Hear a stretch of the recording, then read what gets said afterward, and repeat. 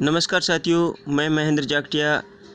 आज हम जो कक्षा 6 की हमारा राजस्थान नामक एक वीडियो श्रृंखला लेके आ रहे हैं, जिसमें ये हमारा तीसरा वीडियो होगा। अध्याय 3 इतिहास जानने के स्रोत। तो आइए अध्ययन करते हैं इस अध्याय का। प्राचीन काल के इतिहास के अध्ययन से हमें सभ्यता के क्रमिक विकास का ज्ञान होता है। इतिहास जानने के अनेक स्रोत हैं, जिसे मुख्यतः 2 भागों में विभक्त किया जा गया है: पुरातात्विक और ऐतिहासिक स्रोत। हमें यहाँ से जो मिल रहा है, ऐतिहासिक स्रोत भी मिल रहे हैं, साथ में पुरातात्विक स्रोत जो किस प्रकार से होते हैं, इस पाठ्यपुस्तक की इस अध्याय में हम पढ़ेंगे। पहले पढ़ते हैं पुरातात्विक स्रोत। पुरातात्विक स्रोत कौन कौन से होते हैं? जैसे प्राचीन काल के वे अवशेष जिनसे हमें स्थान व घटनाओं के संदर्भ को समझने में सहयोग मिलता है, उन्हें पुरातात्विक स्रोत कहते हैं। कौन से स्रोत? जो प्राचीन काल के वे अवशेष जिसे स्थान और घटनाओं के संदर्भों को समझने में हमें बड़ी सहायता मिलती है, उसको हम पुरातात्विक स्रोत कहते हैं। और पुरातात्विक स्रोत कौन कौन से होते हैं?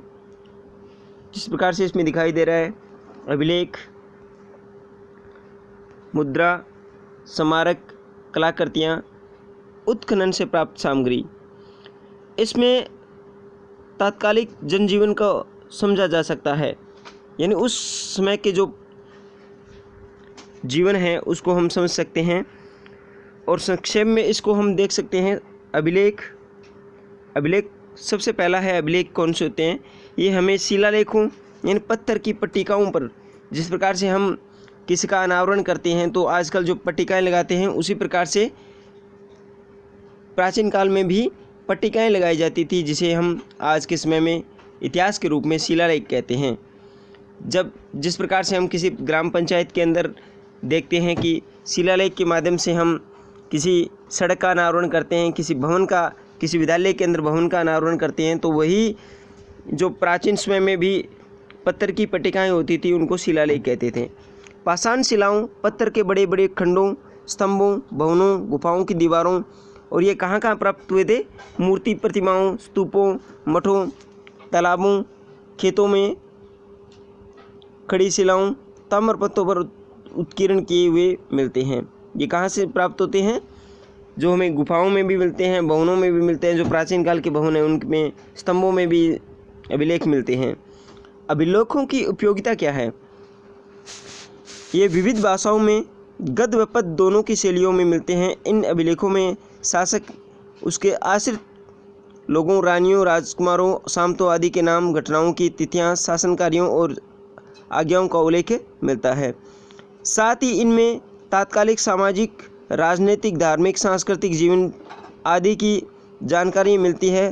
प्रशंसा में लिखे गए अभिलेख को प्रशस्ति कहा जाता है। यानी जो कुछ अभिलेखों के आगे प्रशस्ति लगता है, वो क्यों लगाते हैं? वो इसलिए क्योंकि वो किसी राजा या किसी राजकार्य में वो प्रशंसा के रूप में लिखे गए थे, इसके लिए उसको प्रशस्ति कहा गया। प्रमुख अभिलेख कौन कौन से हैं? नगरी अभिलेख, कस्बा अभिलेख, घटियाला अभिलेख, किराड़ू अभिलेख, नादसा और बरनाल यूप को स्तंभ कहते हैं, लेख, सामूली अभिलेख, शिलालेख आदि से राजस्थान की धार्मिक व्यवस्था, युगों के प्रकार, भूमि तथा द्रव्यदान, राजनीतिक सीमा आदि की जानकारी प्राप्त होती है। आगे पढ़ते हैं। उदाहरण स्वरूप घटियाला अभिलेख प्रत्याहारों और बिजोलियों शिलालेख चौहानों का इतिहास जानने के महत्वपूर्ण साधन है। ये बहुत ही मोस्ट इम्पोर्टेंट है, क्योंकि घटियाला अभिलेख किसके लिए है? ये प्रत्याहारों और बिजोलियों शिलालेख चौहानों का इतिहास जानने के अंदर बहुत ज़्यादा सहायता और महत्वपूर्ण साधन के रूप में मिलता है। चिरवा का शिलालेख रावल समर सिंह के युग की जानकारी देता है। प्रश्न आ सकता है आपके एग्जाम के अंदर, को चिरवा का अभिलेख है वो किसके लिए उपयोगी है? तो ये जो यहाँ दिया हुआ है येलो कलर के अंदर मैंने जो इसको टिक कर रखा है, मार्क कर रखा है, इसको देखते हैं। चिरवा का शिलालेख किसके लिए प्रसिद्ध है? रावल समर सिंह की युग की जानकारी देता है। चिरवा का अभिलेख किससे संबंधित है, प्रश्न आ सकता है, तो वो रावल समर सिंह के युग का। गटियाला अभिलेख प्रत्यारों और बिजोलिया शिलालेख चौहानों, प्रत्यारों और बिजोलिया शिलालेख ये चौहानों के इतिहास के बारे में जानकारी देता है। इसके बाद में आगे पढ़ते हैं। ये जो स्मारक दिखाई दे रहे हैं चित्र में, जो एक चित्रित चित्र दे रखा है यहाँ, इसको आप देख सकते हैं। इसके बाद में स्मारक की बात आती है तो राजस्थान के विभिन्न स्मारकों में दुर्ग प्रमुख है। राजस्थान राज्य के अंदर ऐसे ऐसे दुर्ग हैं जो एक स्मारक स्थल के रूप में जाने जाते हैं, जिन पर सैलानियों द्वारा बहुत सारे कमेंट्स देखने को मिलते हैं, बहुत सारे वक्तव्य देखने को मिलते हैं कि जिस प्रकार से मेहरानगढ़ दुर्ग के बारे में कहा जाता है, जैसलमेर के दुर्ग के बारे में कहा जाता है। अलग अलग सैलानियों ने यहाँ आके इन दुर्गों की बड़ी कोरी कोरी प्रशंसा की है। इसमें चित्तौड़, जालोर, गागरोन, रणथंभौर, आमेर, मेहरानगढ़, तारागढ़, कुंभलगढ़ आदि दुर्ग ये स्मारक के रूप में हैं, जो हमें बहुत ज़्यादा जानकारियाँ देते हैं। इसके अलावा भवन, राजप्रसाद, महल, सार्वजनिक भवन, सानागार, जनसाधारण के घर, विहार, मठ, चैत्य, स्तूप आदि, समाधि, बावड़ी, कूप आदि भी स्मारक है। तो जिस प्रकार से हम ये धीरे धीरे पढ़ते जा रहे हैं, ये श्रृंखला काफ़ी लंबे समय तक चलेगी, जब तक ये 10वीं क्लास के जो पाठ्य पुस्तक है हमारा राजस्थान, उसको भी मैं पूरा करवाऊंगा। 6ठी, 7वीं, 8वीं, 9th और 10वीं, यानी कक्षा 6 से लेके 10 तक की जो हमारा राजस्थान पाठ्य पुस्तक कक्षाओं में लगती हैं वही करा रहे हैं। और उन्हीं में से संबंधित राजस्थान जी के हमारे कम्पिटिटिव एग्ज़ाम में, जैसे रीट है, पटवार है, वीडियो का जो एग्ज़ाम आने वाला है, मेन एग्ज़ाम होगा, जो रीट का मेन एग्ज़ाम होगा, फर्स्ट ग्रेड, सेकंड ग्रेड, यानी या अन्य किसी राजस्थान कम्पिटिटिव एग्ज़ाम के लिए ये क्लासें बहुत ज़्यादा महत्वपूर्ण साबित होने वाली है, क्योंकि हम इन क्लासों को धीरे धीरे आराम से इस तरह से पढ़ सकते हैं वीडियो के माध्यम से, जो मैं ये वीडियो बना के आपके सामने प्रस्तुत कर रहा हूँ, जो आपको राजस्थान के बारे में धीरे धीरे, साथ में राजस्थान दर्शन भी चलेगा और साथ में आपका ये अध्ययन भी होता रहेगा। तो आगे चलते हैं।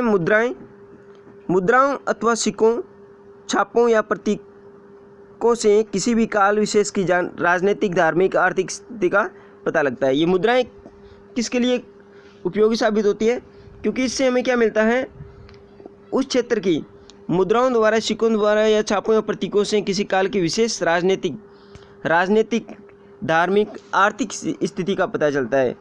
मुद्राओं पर अंकित चिन्ह, भाषा, लिपि, सन, संवत, नाम सहित मुद्राओं की शुद्धता, मापतोल आदि से हमें उस समय की समृद्धि आदि का ज्ञान होता है। सिक्के राज्य व शासक की शक्ति के सूचक भी हैं। आहड़, रेड, बेराट, रंगमहल, सांबर, ये जो आपको चित्र दिखाई दे रहे हैं सिक्कों के, तरह तरह के जो सिक्के हैं, इसके अंदर आप देख सकते हैं सिक्के जो आहड़, रेड, बेराट, रंगमहल, इस प्रकार के सिक्के आपको यहाँ पर भी ऐसे सिक्के मिले हैं जो उनके उस समय की राजनीतिक, धार्मिक और आर्थिक स्थिति का पता बताते हैं। इसके बाद में आगे पढ़ते हैं। सुखाड़ियों के उल्लेख से प्राप्त सिक्के और मुद्राओं से क्षत्रपों, मालव, चौहान, गोहिल आदि वंशों के काल के राज्य शासन अधिकृत सीमा के बारे में जानकारी उपलब्ध होती है। बर्तन और कलाकृतियाँ, उत्खनन से हमें तत्कालिक बर्तन आदि कलाकृतियाँ आदि प्राप्त हुई है। जहाँ पर उत्खनन किए गए हैं वहाँ से बर्तन और कलाकृतियाँ भी हमें प्राप्त हुई हैं। जिस प्रकार से इस चित्र में जो बर्तन दिखाई दे रहे हैं, चित्र 3.4 में कलाकारी में बर्तनों पर चित्रण, खंभों पर खुदाई, किवाड़ों में गवाक्स, गोखड़ों की कारीगरी आदि भी देखने में आती है। हमें ऐसे बर्तन भी प्राप्त होते हैं जिनकी बनावट, पॉलिश, रंग आदि उस काल की उत्कृष्ट कला को, उस क्षेत्र की उत्कृष्ट जो आर्ट है उसको दर्शाते हैं। राजस्थान के अनेक स्थानों से उत्खनन में प्राप्त मृद भांड, प्याले, रकाबियाँ, धूम पात्र, दीपक आदि से हमें पूर्वजों के कला कौशल को सहज ही समझ सकते हैं। गणेश्वर भीमका थाना सीकर की ताम्र संस्कृति के अवशेष। गणेश सभ्यता कहाँ से मिलती है? नीमका थाना सीकर से। जोधपुरा, जयपुर के आसपास का जो क्षेत्र है वो जोधपुरा, हमने पिछले वीडियो में देखा भी था, पढ़ा भी था। नुह क्षेत्र मिलता है आपको भरतपुर से प्राप्त काले व लाल मृदबान, आहड़ व गिलोन से प्राप्त प्रसत फलक आदि में कला कौशल देखा जा सकता है। ये वीडियो आपको बहुत ज़्यादा सहायता पर बहुत ही ज़्यादा हेल्पफुल साबित इसलिए होगा क्योंकि इन्हीं पाठों से बनकर प्रश्न पत्र आपके सामने वहाँ पर कॉम्पिटिटिव एग्ज़ाम के अंदर आते रहते हैं। तो ये वीडियो जो आप देख रहे हैं इस कृपया करके इस चैनल को सब्सक्राइब ज़रूर करें ताकि मुझे प्रेरणा मिले अगले वीडियो बनाने के लिए और मुझे भी थोड़ा सबल मिले ताकि मैं इन वीडियो को और अच्छी तरह से आपके सामने प्रस्तुत कर सकूं। तो दोस्तों के साथ भी इसको शेयर भी करना है और लाइक भी करना है और सब्सक्राइब भी करना है। इसके बाद में आगे पढ़ते हैं। ताम्रपत्र, तांबे के छोटे बड़े पत्रों पर खोदे गए लेखों को ताम्रपत्र कहते हैं। दान पुण्य से संबंधित होने से उन्हें दान पत्र भी कहा जाता है। इनमें से हमें शासक काल, भाषा, पर्व, धर्म, भूमि के प्रकार, नापतोल, दान के प्रकार आदि का पता। ताम्रपत्र, तांबे के छोटे छोटे बड़े पत्रों पर खोदे गए लेखों को ताम्रपत्र कहते हैं।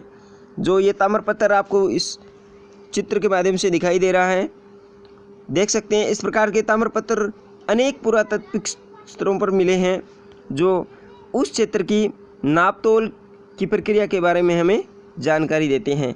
इसके बाद में साहित्यिक स्रोत भी बहुत ज़्यादा महत्वपूर्ण है जो राजस्थान के इतिहास को जानने के लिए बहुत ही ज़्यादा सहायतावर्त साबित होते हैं। इतिहास जानने में साहित्य की भूमिका बहुत बड़ी होती है। संस्कृत, हिंदी, राजस्थानी, उर्दू, फारसी में लिखा साहित्य प्रचुरता के साथ मिलता है। राजस्थान में प्राचीन इतिहास को जानने में वेद, पुराण, रामायण, महाभारत, बौद्ध व जैन ग्रंथों से सहायता मिलती है। 12वीं शताब्दी के उत्तरार्ध में जनककृत पृथ्वीराज विजय महाकाव्य से चौहानों की पीढ़ियों का वर्णन मिलता है। 12वीं शताब्दी बहुत ही मोस्ट इंपॉर्टेंट है। 12वीं शताब्दी के उत्तरार्ध में जनककृत पृथ्वीराज विजय प्रश्न बन सकता है। प्रश्न ये बन सकता है कि पृथ्वीराज विजय किसके द्वारा लिखी गई है? तो ये जानक के द्वारा लिखी गई है। और जो ये किसकी उपलब्धियों का वर्णन करती है? पृथ्वीराज विजय। ये जाहिर सी बात है कि ये चौहानों के बारे में हमें बताती है। नैनचंद्र सूरीकृत, ये जो आप ये टॉपिक देख रहे हैं इसका आप नोट्स के रूप में तैयार कर सकते हैं अपनी कॉपी में, जो कि बहुत ही ज़्यादा मोस्ट इम्पोर्टेंट मिलता है क्योंकि इससे क्या है, आप जब रिवीजन करोगे तो ये रिवीजन क्लासें आपको बहुत ज़्यादा हेल्पफुल साबित होगी। क्योंकि प्रश्न बन के आते हैं कि पृथ्वीराज विजय किसके द्वारा कृत हैं? तो जनक द्वारा। ये महाकाव्य है जो पृथ्वीराज विजय, ये किसकी उपलब्धियों का वर्णन करता है? ये चौहानों की। नैनचंद्र सूरी कृत हमीर महाकाव्य किसके द्वारा रचित है? तो ये नैनचंद्र सूरी के द्वारा, जो चौहानों के इतिहास के साथ साथ अलाउद्दीन खिलजी के रणथंबोर विजय और उस समय की सामाजिक धार्मिक स्थिति की जानकारी मिलता है। कई बार ये प्रश्न आया हुआ भी है कि अलाउद्दीन खिलजी की रणथंबोर विजय का वर्णन किस महाकाव्य में मिलता है? तो हमीर महाकाव्य में, जो कि नैनचंद्र सूरी द्वारा कृत है। इसके बाद में राजस्थानी साहित्य में पृथ्वीराज रासो, अचलदास खिंची की वचनिका, पद्मनाभकृत कानरदेव प्रबंध, बीकानेर के दलपत सिंह कृत दलपत विलास, खिड़िया जग्गा कृत वचनिका आदि विशेष उल्लेखनीय हैं। ख्यात विषयक साहित्य में प्रसिद्ध राजवंशों की स्थापना, राजाओं का वंशक्रम, राज्य आदि का वर्णन होता है। नैनसी की ख्यात, बांकीदास की ख्यात, दयाल दास की ख्यात, जोधपुर राज्य की ख्यात आदि से इतिहास जानने में सहायता मिलती है। फारसी, उर्दू तवारियों यानी इतिहास ग्रंथों से हमें विशेषतः मध्यकालीन राजस्थान का इतिहास जानने में बड़ी मदद मिलती है। अब हम पढ़ते हैं जो चैप्टर, जो आगे जो ये जो चैप्टर पढ़ेंगे ये बहुत ही मोस्ट इम्पोर्टेंट है क्योंकि ये चित्र आपको दिखाई दे रहे हैं, ये तस्वीर जो दिखाई दे रही है ये अपने आप में बहुत ज़्यादा महत्वपूर्ण है। कर्नल जेम्स टोड की दे रखी है, गौरीशंकर हीराचंद ओझा की दे रखी है, कबीरराज श्यामल दास की दे रखी है। पढ़ते हैं इस चैप्टर को। जिस प्रकार से ये चैप्टर आपके सामने दिखाई दे रहा है इतना, ये बहुत ही मोस्ट इंपॉर्टेंट है। इसको आप नोट्स के रूप में तैयार कर सकते हैं कि कर्नल जेम्स टोड द्वारा कृत analysis and antiquities of Rajasthan किसके द्वारा लिखी है? कर्नल जेम्स टोड द्वारा। पश्चिमी भारत की यात्रा बूंदी के महाकवि सूर्यमल मिश्र का वंश भास्कर किसके द्वारा लिखी हुई है? बूंदी के महाकवि सूर्यमल मिश्र द्वारा। और प्रश्न ये भी कई बार बन के आया है कि सूर्यमल मिश्र का संबंध किस क्षेत्र से है? तो बूंदी से। इसके बाद में कविराज श्यामल दास कृत वीर विनोद जो दिखाई दे रही है आपको, वीर विनोद किसके द्वारा लिखी हुई है? कविराज श्यामल दास के द्वारा। इसके बाद में पढ़ते हैं विश्वेश्वर नाथ रेवकृत मारवाड़ राज्य का इतिहास। मारवाड़ राज्य का इतिहास किसके द्वारा लिखा गया है? विश्वेश्वर नाथ रेव द्वारा। गौरीशंकर हीराचंद ओझा लिखित उदयपुर, जोधपुर, सिरोही, डूंगरपुर, बांसवाड़ा, प्रतापगढ़ के इतिहास ग्रंथ उल्लेखित है। बहुत ही मोस्ट इम्पोर्टेंट ये चैप्टर था। इसके बाद में आगे पढ़ते हैं। ये शब्दावली आप देख रहे हैं। अभिलेख किसको कहते हैं? ताम्रपत्र, पत्थर आदि पर खुदा हुआ लेख, उत्खनन, खुदाई, मृदभांड, मिट्टी के बर्तन। अब इस चैप्टर से संबंधित एक दो प्रश्न है, उसको देख सकते हैं। जो हमने ऊपर चर्चा की थी ना कि जिस प्रकार से ये प्रश्न बनते हैं कि वंश भास्कर के लेखक कौन है, तो आप देख सकते हैं वंश भास्कर के लेखक कौन है। आप देख सकते हैं कि वंश भास्कर के लेखक हैं सूर्यमल मिश्र। तो आप इसी प्रकार से प्रश्न बन के आएंगे, जो इन्हीं किताबों से प्रश्न उठाए जाएंगे। और अगर आप इस वीडियो पर ध्यान से अपने नोट्स तैयार करते हैं तो प्रश्नों के जवाब अच्छी तरह से वहाँ पर देख सकते हैं। प्रशंसा में लिखे गए अभिलेख को प्रशस्ति कहा जाता है। संस्कृत में उत्कीर्ण रेगिस्तान का शिलालेख रावल समर सिंह के युग की। हमने इस लाइन को बार बार पढ़ा था। ये जो लाइन है ये बार बार पढ़ी थी हमने कि संस्कृत में उत्कीर्ण का रेगिस्तान का शिलालेख रावल समर सिंह के युग की जानकारी देता है। थोड़ा सा ऊपर चलते हैं। आपने देखा होगा, मैं आपको दोबारा इस पर ले चलता हूँ। ये जो संस्कृत वाली बात कही, चलते हैं इस तरफ जहाँ पर इस बारे में बताया गया था कि समर सिंह का जो ये रहा चिरवा का शिलालेख है, वो हमें समर सिंह के इतिहास के बारे में जानकारी देता है। तो इस प्रकार से अंदरूनी जो डीपली पर्सन बन के आएंगे तो इसके जवाब हम अच्छी तरह से दे सकते हैं। और मैं ये वीडियो इसलिए बना रहा हूँ ताकि वो उन किताबों को हम अच्छी तरह से पढ़ नहीं सकते। अगर इन वीडियो को देखकर हमें 60 से 70% याद रह जाता है, क्योंकि हम जो सुनते हैं उन बातों को ज़्यादा याद रख पाते हैं। तो जैसे ही प्रश्न हमारे सामने आता है तो हम इसके जवाब दे सकते हैं। इसलिए